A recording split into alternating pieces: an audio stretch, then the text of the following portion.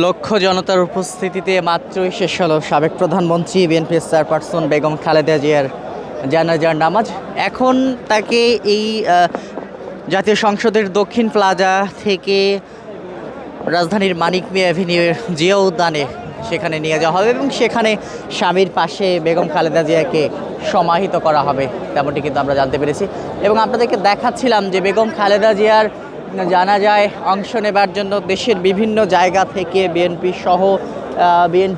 সহ সাধারণ লক্ষ লক্ষ মানুষ কিন্তু জানাজার নামাজে অংশ নেবার জন্য দেশের বিভিন্ন জায়গা থেকে এসেছিলেন, তেমনটি কিন্তু আমরা দেখেছিলাম। তবে এই মুহূর্তে আমরা আপনাদেরকে যেটি দেখাচ্ছিলাম, এখানকার পরিস্থিতি আপনাদেরকে দেখাচ্ছিলাম, কিছুক্ষণ আগেই এই জানাজার নামাজ শেষ হয়েছে। এখন যেহেতু এখান থেকে তাকে সরাসরি নিয়ে যাওয়া হবে যেখানে তাকে সমাহিত করা হবে শহীদ প্রেসিডেন্ট জিয়াউর রহমানের কবরের পাশেই কিন্তু তাকে সমাধিস্থ করা হবে, এখান থেকে নিয়ে যাওয়া হবে। দেখতে পাচ্ছেন যে লক্ষ লক্ষ মানুষ তারা দেশের বিভিন্ন জায়গা থেকে এসেছিলেন। একটু আমরা যদি কয়েকজনের সঙ্গে কথা বলি কোন জায়গা থেকে এসেছিলেন, এই যে লক্ষ লক্ষ মানুষ সব মিলিয়ে কি দেখলেন জানাজার নামাজে? আসলে আপনারা জানেন যে আমাদের যে দেশনেত্রী বেগম খালেদা জিয়া, ওনার বিষয়ে বর্তমান যে জেনারেশন এবং 80 দশকের যেই জেনারেশন, এই দুইটা জেনারেশনের সমন্বয়কারী যেই আপসীন নেত্রী, দেশনেত্রী, উনি হলো আমাদের সাবেক 3 বারের প্রধানমন্ত্রী, মাদার অফ ডেমোক্রেসি, যিনি গণতন্ত্র প্রতিষ্ঠার জন্য আপসীন সংগ্রাম করে গেছেন, যিনি স্বাধীন সার্বভৌমত্বর জন্য সংগ্রাম করে গেছেন, সেই নেত্রী আজকের এই প্রয়াণ দিবসে আমরা জানাজাতে এসেছি। এখানে কোনো দল মত ধর্ম বর্ণ নির্বিশেষে শুধুমাত্র আমাদের দেশে নয়, দেখবেন যে বিভিন্ন দেশের রাষ্ট্রীয়, সেই জাতিসংঘ থেকে শুরু করে বাংলাদেশের বহির্বিশ্বের যত রাষ্ট্রীয় নেতা বলেন, বিভিন্ন রাষ্ট্রদূত তাকে সম্মান জানিয়েছে, রাষ্ট্রীয় মর্যাদা জানিয়েছে।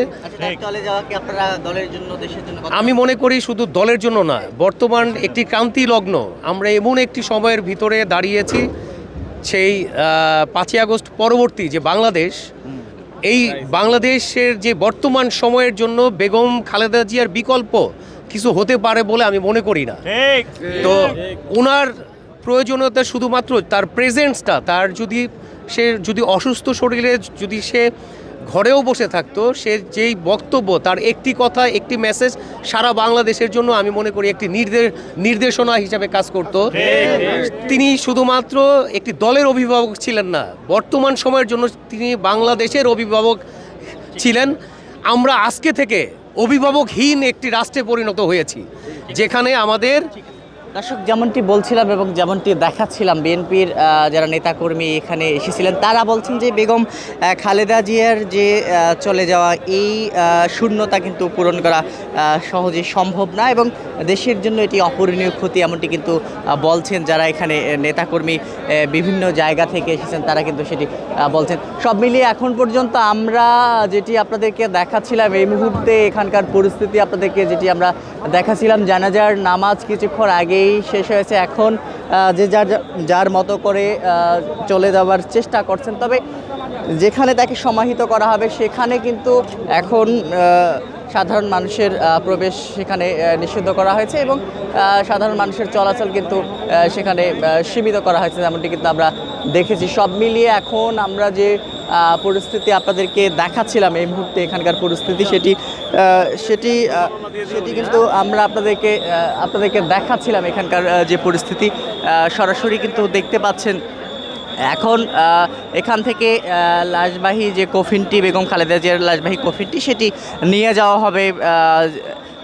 সেটি নেওয়ার সমস্ত প্রস্তুতি কিন্তু এখন চলছে, তেমনটি কিন্তু আমরা দেখাচ্ছিলাম যে লক্ষ লক্ষ মানুষের উপস্থিতিতেই কিন্তু এই জানাজা অল্প কিছুক্ষণ আগে শেষ হলো।